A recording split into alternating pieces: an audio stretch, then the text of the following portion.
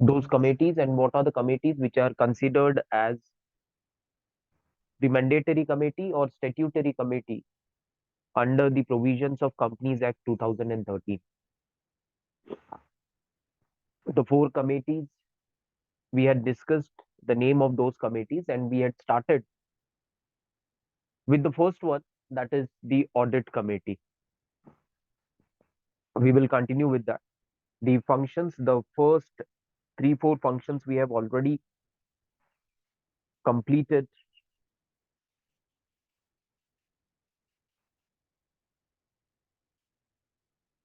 Now we will start with the next functions. Yes.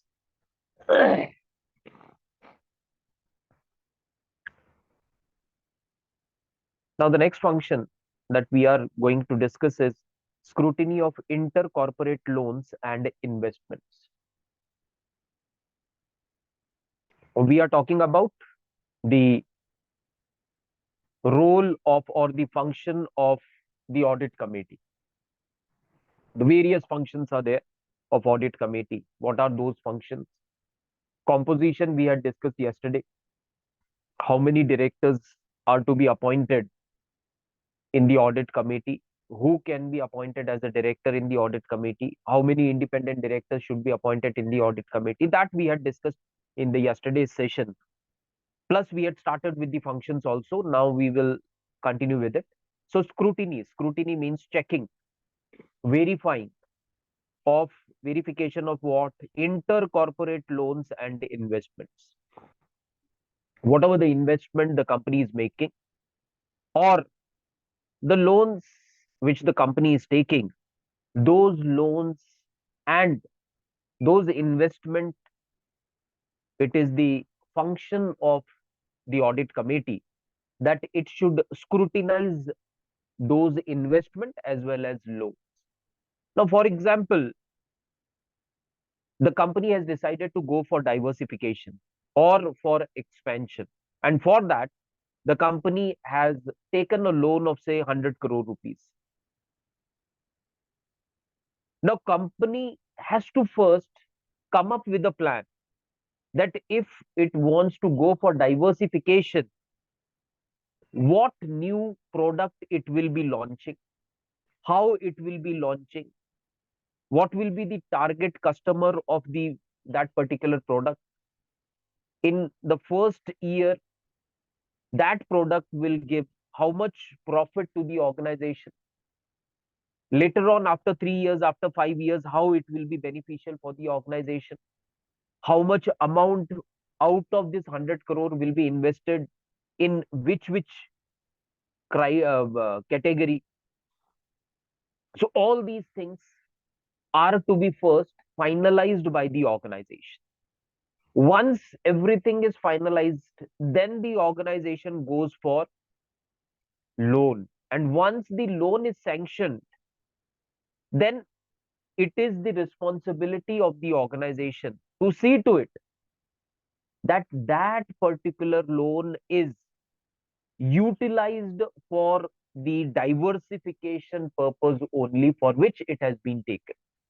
It should not happen that one part from that loan is used for diversification, the remaining part is used for the personal benefit of the higher officials of the organization or directors of the board.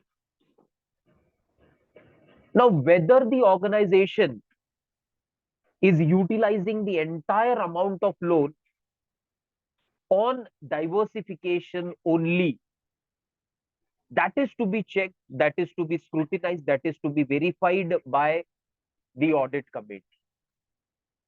So in every meeting, they are supposed to audit that, okay, 100 crore was taken and utilization has been started. How much has been utilized so far? In which field that money has been utilized? Whether it is utilized only for diversification or a portion from that amount is being utilized for personal benefits also, or for utilized for other than purpose which is other than diversification, that is to be checked by the audit committee. That is the function of the audit committee.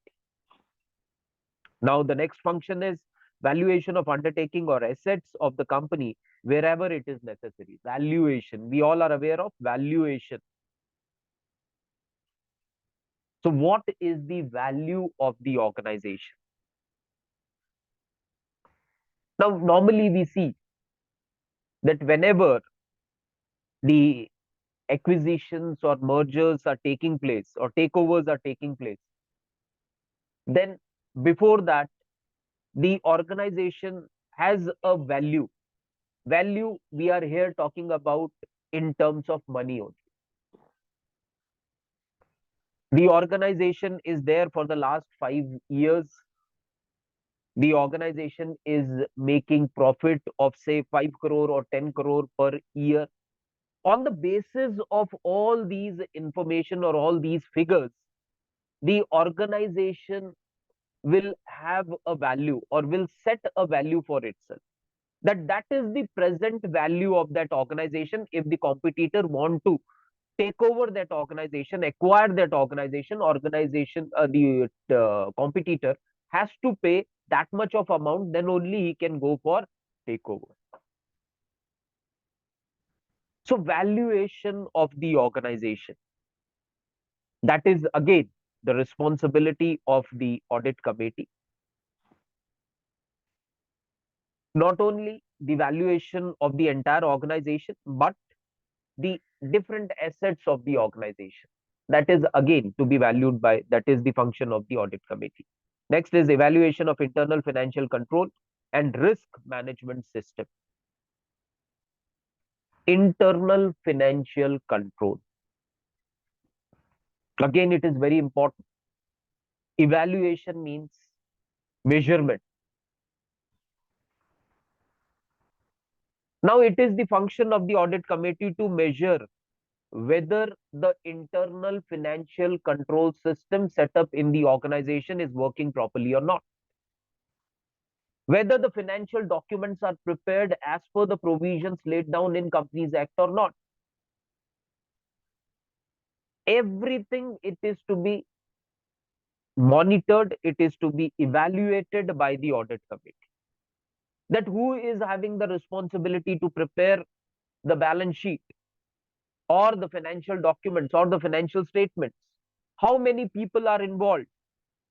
If say first the accountant is involved, he prepares that financial statement, then it goes to the senior accountant, he scrutinizes or he checks those figures in the financial statement, he cross checks it with the supporting documents, vouchers, bills, and that then he signs on that particular financial statement. Then that financial statement goes to the finance manager. Finance manager again verifies the document. Then it goes to the general manager for sanctioning. So this is the internal financial control system which is existing in each and every organization. It may differ, but each and every organization, whether it is a small organization or it is a large organization, every organization has some sort of internal financial control.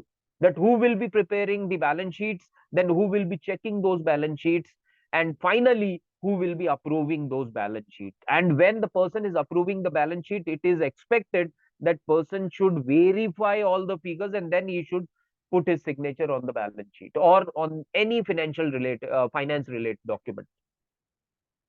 So that is known as the internal financial control system. Now the function, one of the important function of an audit committee to check, to evaluate the existing financial control system, whether it is proper or not, or it is to be modified. If it is to be modified, then they can give the recommendation for modification of internal financial control system also. That is their function. So they need to check whether it is written in the policy, the standard operating procedure prepared by the organization, it is written that the accountant will prepare the financial documents. Okay, whether accountant is preparing, how he or she is supposed to prepare the document, whether all the rules which are laid down under the SOP are being followed by the accountant or not. Okay, one step is done. Then it reaches to the senior accountant. Senior accountant is supposed to again verify with the help of vouchers, verify with the help of bills, whether all the figures which are mentioned in the balance sheet, which are mentioned in the financial document, they are correct or not. Once it is correct, then he will sign whether these procedures are followed or not. Whether the senior accountant is checking all the vouchers, all the bills again, re-verifying it or not. Or is it that, okay, accountant has signed, accountant is working in the organization for the last 20 years and he has not committed mistake for the last 20 years or last 15 years. So blindly, without rechecking the vouchers and bills, the senior accountant puts his signature. Now that is when the audit committee starts evaluating this procedure, and as soon as they will come to know that this is happening, they can again put a corrective measure for this particular function. And that is their responsibility. That is the function which is to be executed by the audit committee. They need to check. SOPs are there, standard operating procedures are there, they are written, they are circulated, but whether they are followed or not, is there any scope in improvement for those SOP? If yes, they are having the authority, they are means the audit committee is having that authority that they can suggest, they can recommend those corrections also. So that is related to evaluation of internal financial control. Next is monitoring end use of funds raised through public offers and related matters. It is very much similar to the first point which we had discussed, scrutiny of intercorporate loans. Only thing is here, what the companies are doing is, instead of taking loans from bank or other financial institutions, they are they are raising the finance, raising the capital by approaching the stock market, by selling the shares of the organization. Now, when the company is raising the money from the share market, or when they are securing loan from bank or other financial institution, the most important thing is that the company has to invest that entire amount on that purpose only. They cannot divert some part from that. Okay, 50% will be given for diversification of the organization and remaining 50% will be used for paying salary to the staff. That is not at all accepted. So if you are securing that loan, or if you are raising funds for diversification or for expansion or for takeover of another organization or acquiring another organization, then you have to utilize that amount for that purpose only. You cannot divert that amount. And whether it is being utilized for that particular purpose only, it is to be seen by the audit committee. That is the function of the audit committee. So these were some of the important functions that are to be performed by the audit committee. Now, there are certain roles which are to be performed by the audit committee. Some of the roles, they are the functions which we have already discussed. So we are not going to discuss those functions, those roles which we have discussed under functions. They are very much similar to each other.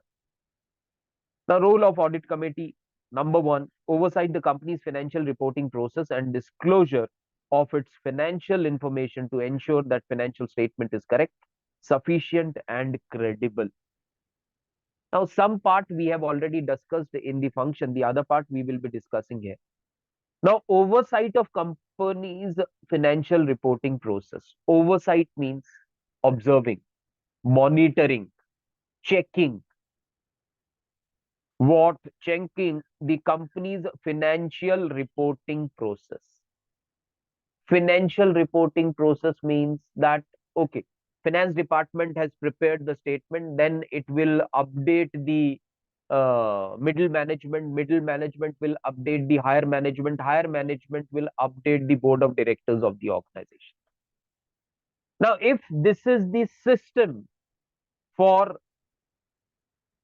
financial reporting or for reporting the financial status of the organization,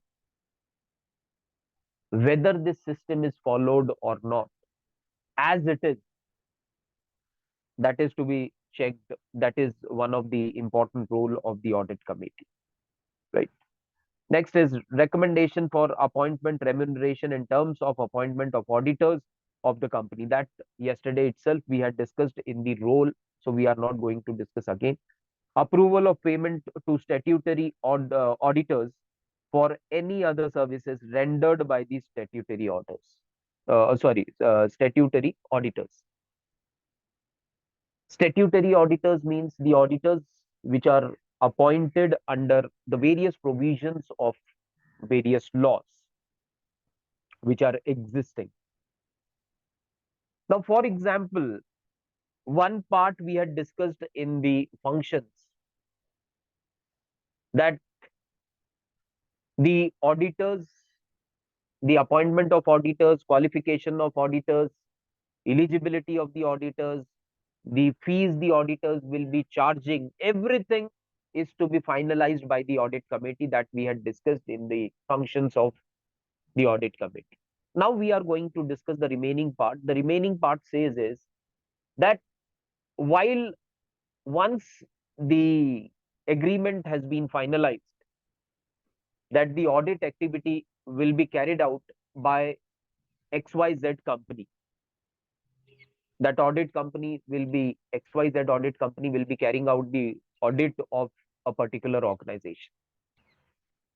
The fees is also fixed, that at the end of the audit function, this fees will be paid to that audit firm.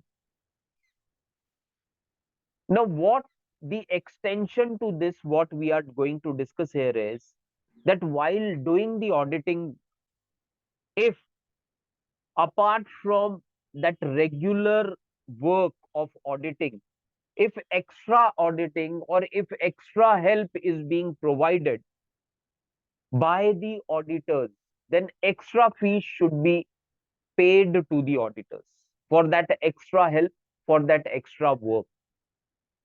Now, how much will be paid for that extra, whether that extra can be called as extra or it should be included in the existing agreement of audit only. All these things are to be decided by the audit committee. That is their role. Now, the next thing is reviewing the management, the annual financial statements and auditor report thereon before submission to the board for approval. Now, reviewing with the management.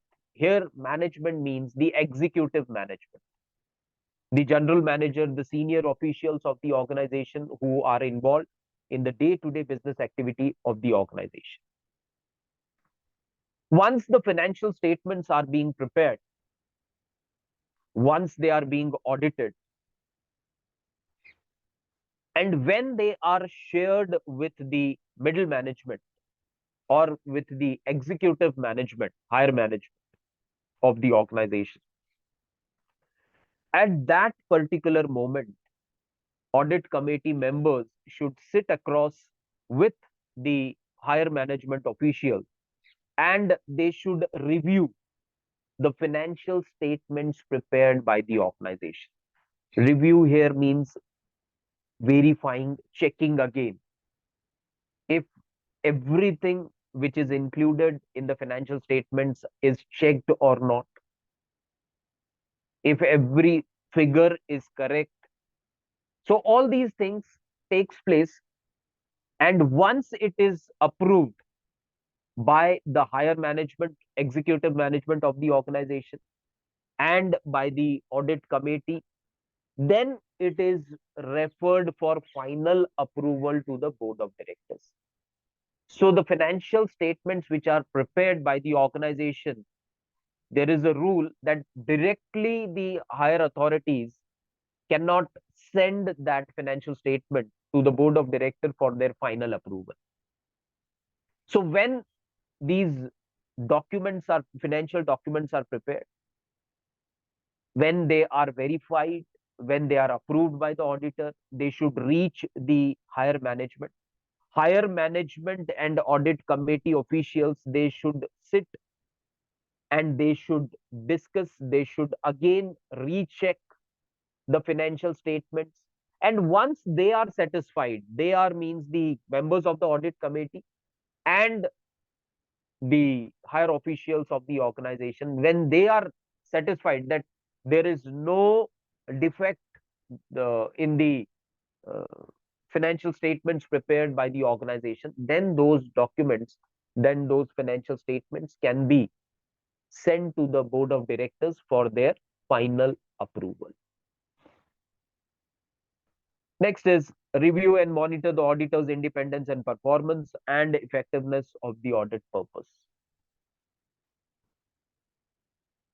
Very important. Review and monitor auditors' independence. Auditors have been appointed by the audit committee.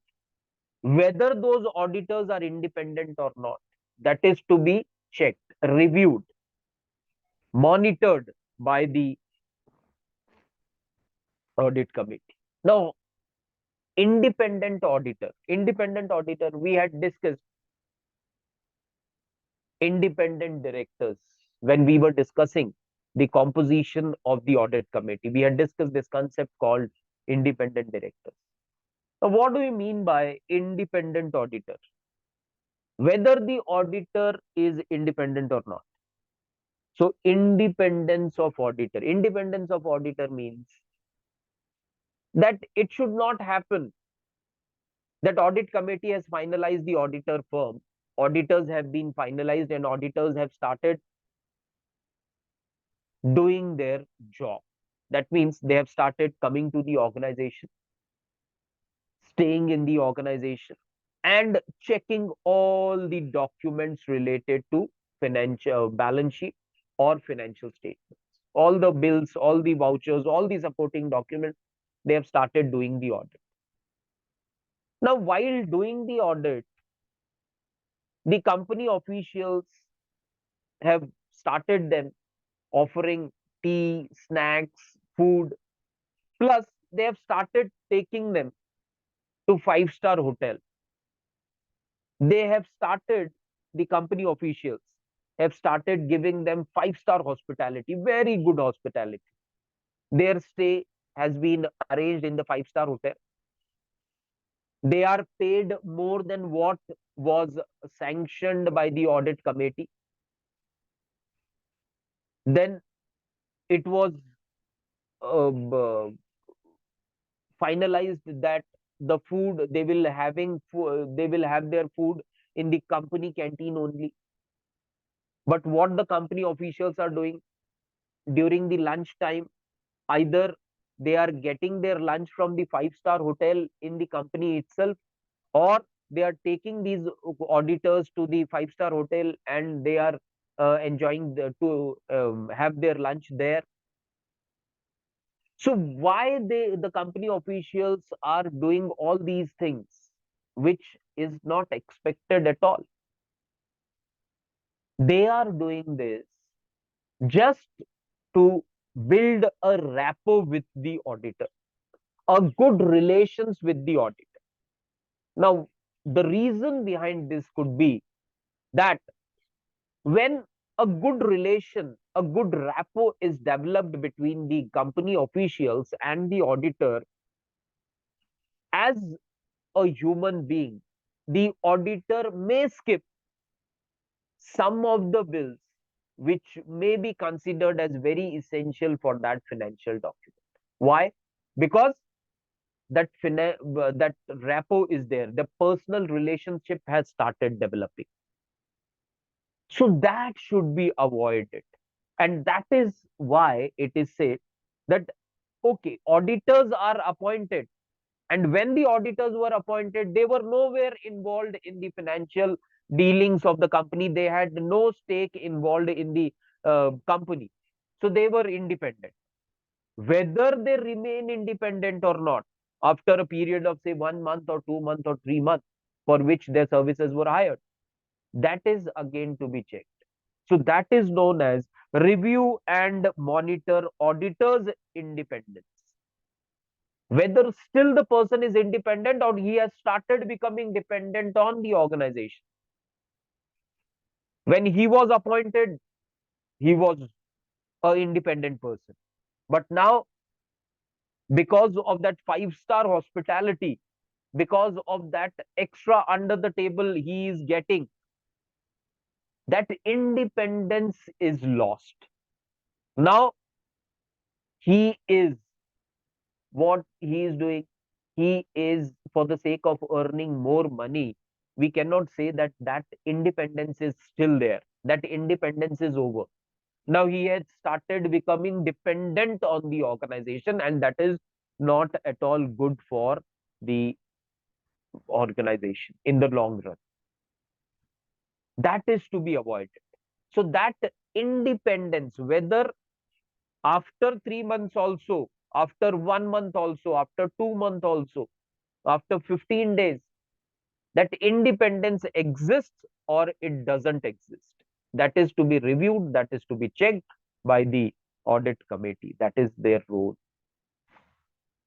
Next is approval of any subsequent modification of transaction of the company with related parties. That also we had discussed, that any of the transaction which was not approved earlier because by mistake it was missed, so it could not be approved by the organization. The audit committee comes to know that this particular transaction was not approved, but it is a legal transaction. So later on, that transaction can also be approved, or a transaction which was approved earlier when the audit committee starts doing the audit or start reviewing the financial statements, they came to know that this particular transaction is not beneficial for the organization, but it is beneficial for a particular senior official. Now that transaction can be rejected also. Next is scrutiny of intercorporate loans and investment, that we had discussed in the function itself. Valuation of the undertaking, that also we have discussed. Evaluation of internal financial control, that also we have discussed. Next one, reviewing with the management performance of statutory internal auditors, adequacy of internal control systems. Now, some part we have discussed, some part we will be discussing. Now, it talks about what? Reviewing with the management performance of statutory and internal auditors. Now, statutory auditors are the external auditors, and there are internal auditors. Now, what here the role of the audit committee? Very important. They are evaluating what? Evaluating the performance of external auditors as well as the internal auditor. First, they can evaluate the performance of the internal auditor. Internal auditors are the auditors which are appointed by the organization. Then there are these external auditors or statutory auditors. Now, these auditors are to be appointed under the provisions of various acts, particularly the Companies Act. And we have seen that statutory auditors are to be appointed by the audit committee. Internal auditors can be appointed by the organization. Now, for internal auditors also, there are certain norms to be followed. There are certain objectives. There are certain rules and regulations for which those auditors are appointed by the organization. For these statutory also, there are certain roles and responsibilities. Now, we are talking about performance evaluation. Once the audit is over, once the audit is done, then evaluation of that audit takes place. Whether all the norms, all the rules and regulation while conducting the audit was followed or not. It should not happen that the rule says that each and every supporting document, whether it is of a small amount or a large amount, should be checked while while doing the audit. That the vouchers which were of say 100 rupees or below, or 500 rupees or below vouchers, they were not checked at all, because it's a very small amount, meager amount. So the auditor decides that let's not check all the bills which are less than 500 rupees. So what they are doing is they are not following the principles of audit, the rules and regulations of audit. So when the evaluation was done by the audit committee of auditors, they came to know that all the bills which were less than 500 rupees, they were not checked, they were not referred, or they were not verified by the internal auditors. Now here they can, when they are evaluating the performance, they can very well highlight this particular point, that the internal auditors have not performed well their performance because they have violated the basic principles of audit. Same is the case with external auditors also, the statutory auditors also. That company was having, say, hundreds and thousands of documents, and checking each and every document takes a too long time. So the external auditor or the statutory auditors, they avoided some documents, some vouchers, some bills, which were of small amount. Again, when the performance is being evaluated by the audit committee of statutory audit, the auditor, they can mention this important point in their while evaluating their performance. So that is again very important point. Next is discussion with the internal auditors of any significant finding and follow up thereon. Now, discussion with the internal auditor of any significant findings and follow up thereon. That means that when the internal auditors come across with, say, anything, then it has to be followed up. They have, say, come to know about a particular, that there exists a problem in the organization related to the accounting system, or any reporting system is there. When the auditors have pointed out this particular problem, now they should take up this problem till solution. They should means the audit committee. While performing the internal audit, the internal auditors have updated the audit committee that there is a lacuna in the existing internal control system of the organization. Now, that particular deficiency, lacuna, when it is reported to the audit committee, it is the responsibility of the audit committee to solve that particular problem till the end. They have to take up that problem till the problem is solved. Next is discussion with the statutory auditors before the audit commences about the nature, scope of the audit, as well as post audit discussion to ascertain any area of concern. So first part we have already discussed. Discussion with the statutory auditor before the audit commences.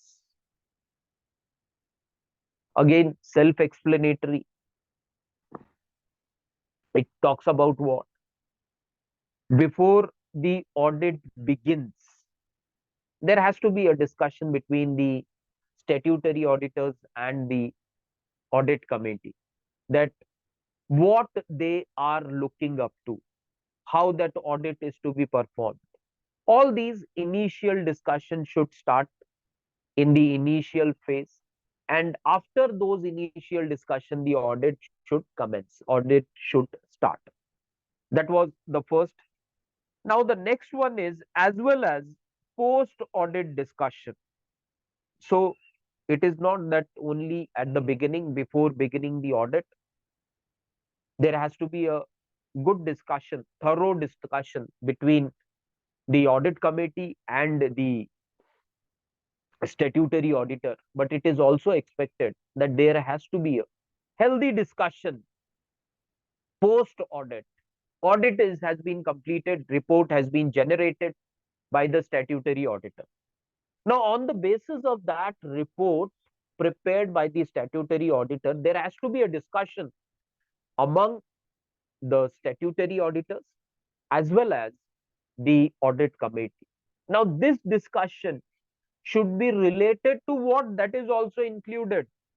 It should not be a discussion on what kind of hospitality was provided while they were there in the organization for the period of 3 months, whether food provided was good or not, whether hot coffee or tea was provided or not, whether say good accommodation was provided or not, whether good to and fro transportation facility was provided or not.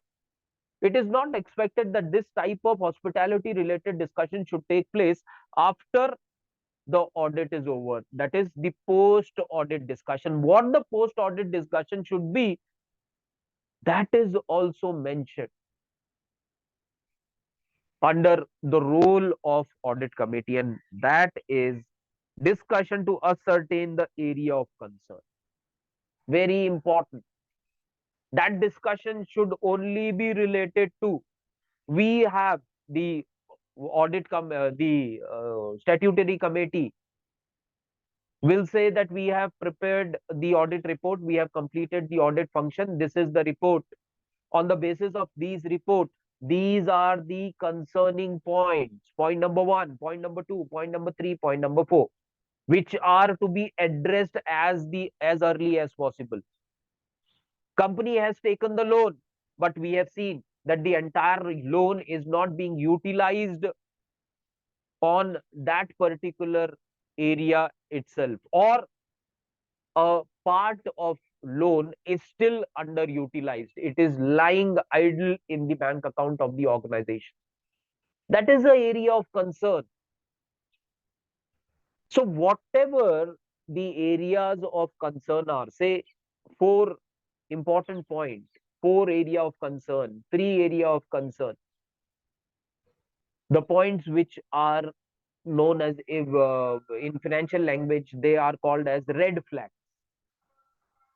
Red flags means they need urgent attention. They have to be resolved as early as possible. So that is the role of the audit committee.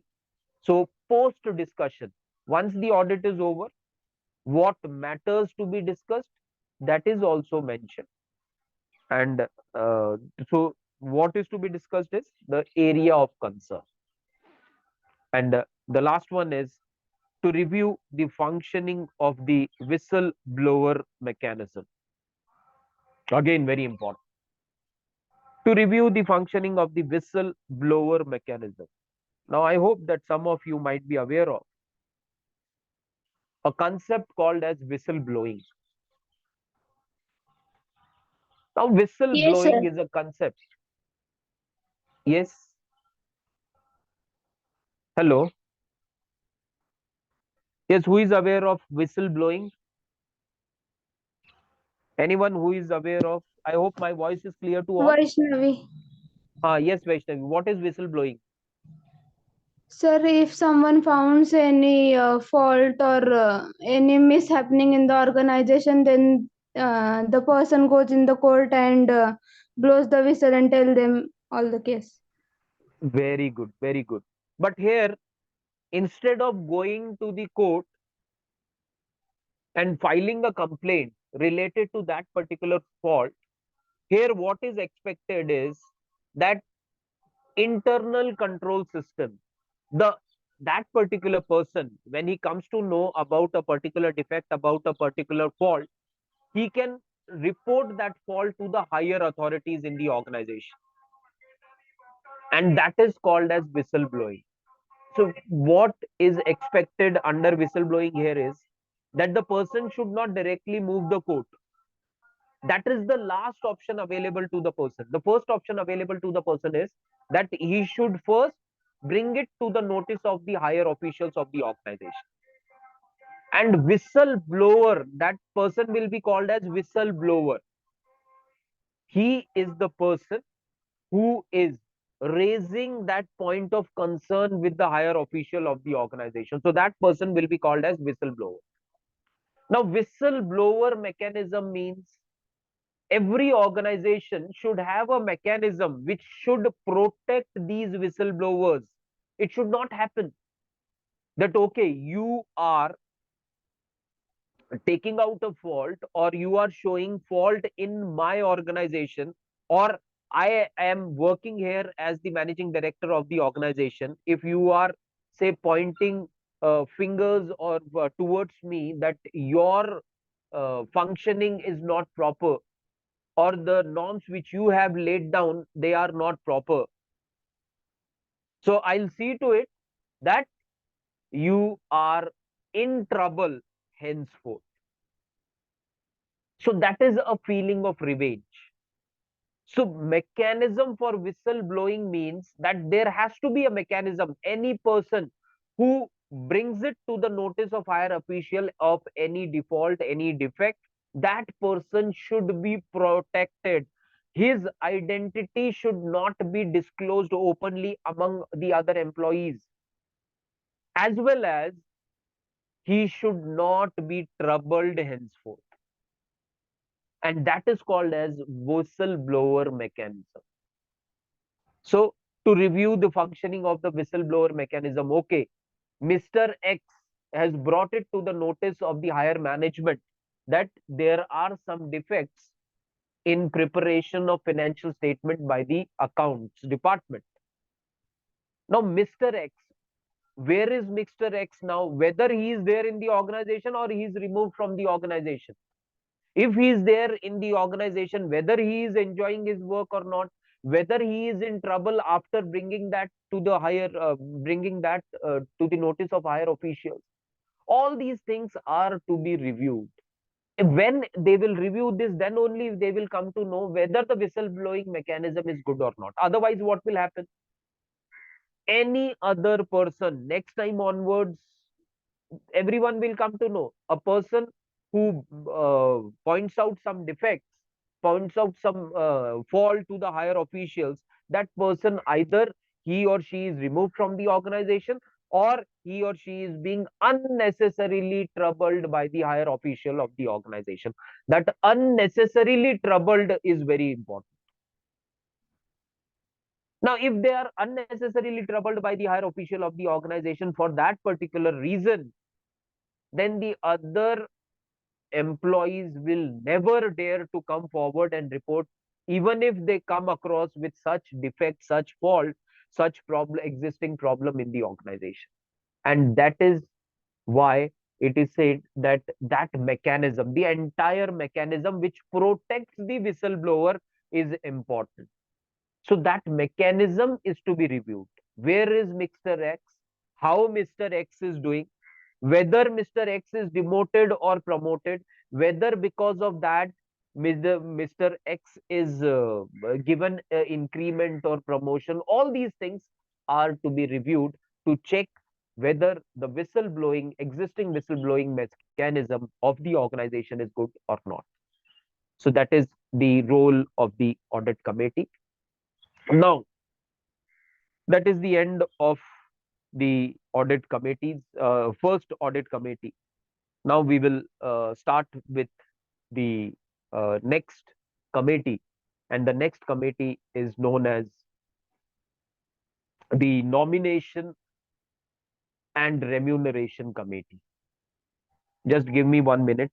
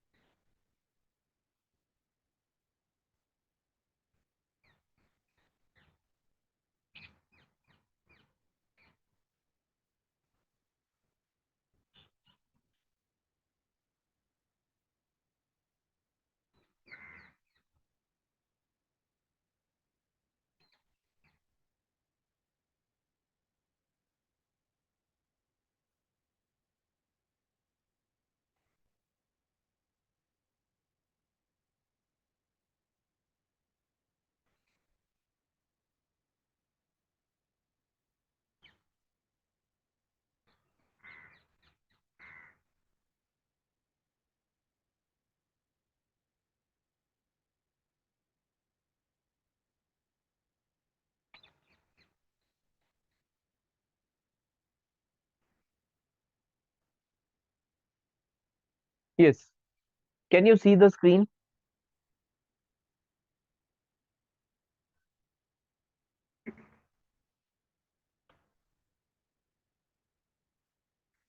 Can you see the screen? Yes, sir. Thank you.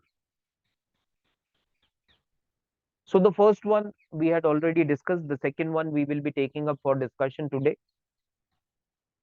is Nomination and Remuneration Committee. The first point we had discussed, it is very much similar.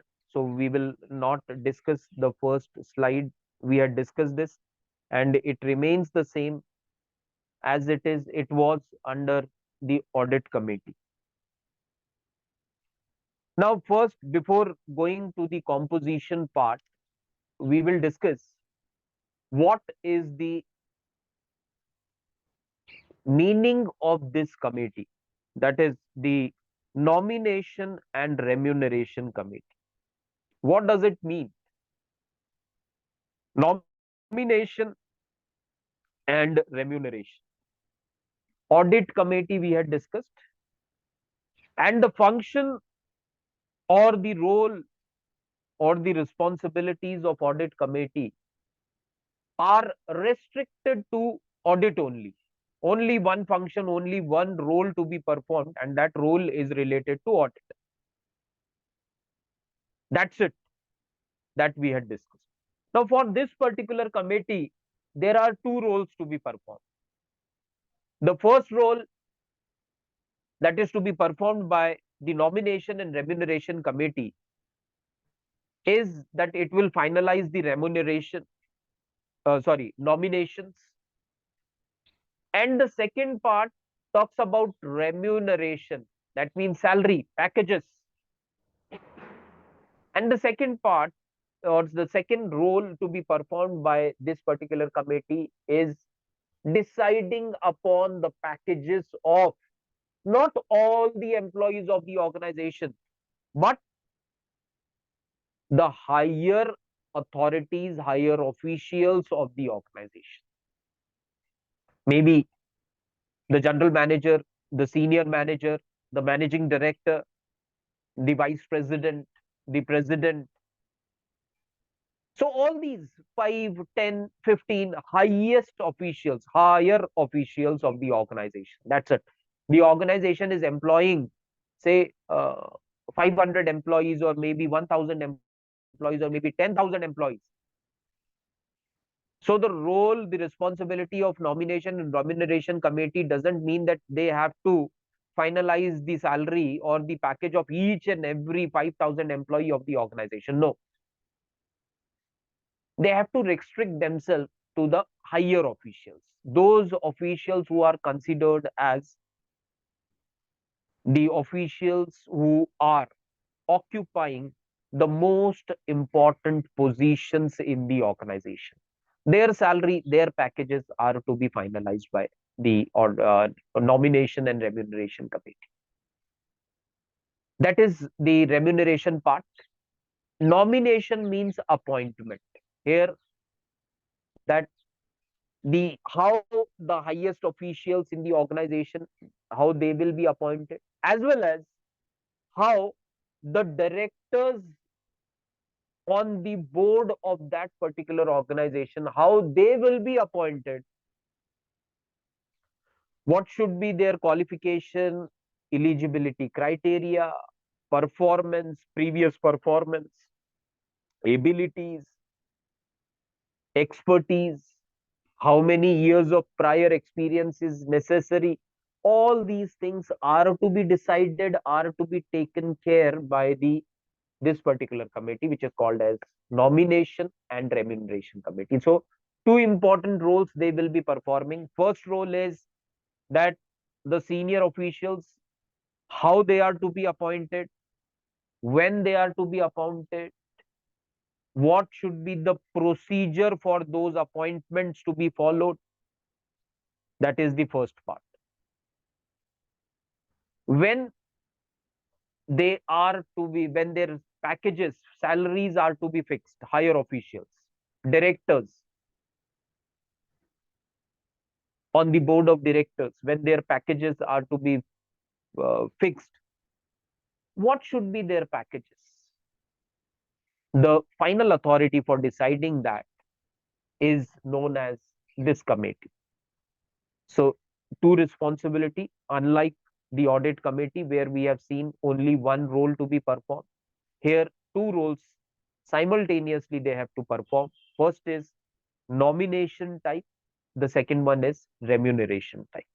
So that is what we are going to discuss under this nomination and remuneration committee. So as only 3 minutes are remaining, we will stop here. We will not proceed further. In the next session, that is tomorrow, we will continue with this nomination and remuneration committee. And then we will discuss about the remaining two, the CSR committee, and the other one is the stakeholder committee. So we will try to complete all the three committees because more or less the role and functions are designed on the same lines. Only thing, the area of operation differs. Audit committee, they have to take care in the area of audit only. For remuneration and nomination, they have to say look into those areas only.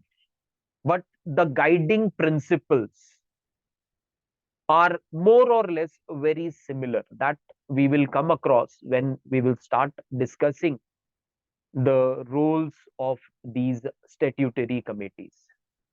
So thank you.